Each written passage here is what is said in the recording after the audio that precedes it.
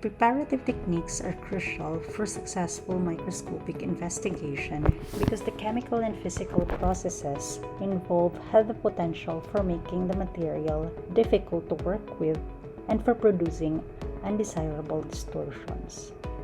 The basic steps are similar in most cases, but the exact details, like timing, chemicals used, and their concentrations, differ according to the material being examined and the purpose of the investigation. In this video, we will use letter E to learn how to operate a compound light microscope. Place the side of the letter E on the stage so that the letter is over the hole and is right side up as you look at it with the naked eye. Use the scanning objective to view the letter and use the coarse knob to focus.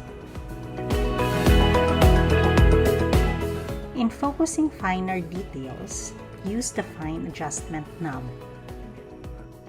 Switch to the low power objective. You should hear it click into place. Look in the microscope. The E should still be visible, but it will be bigger and it might be a little blurry. Use the fine adjustment knob to bring it back into focus.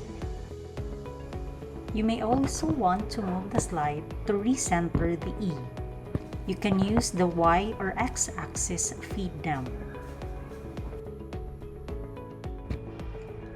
Switch to the high power objective, the objective lens with 40 times mag. Now, when you look into the microscope, you probably won't see the E. At this magnification, you are just seeing a part of the E and the ink used to print it.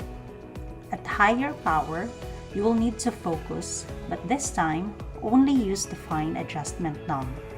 You should only need to rotate it a little bit to bring the slide back into focus. So turn the knob slowly.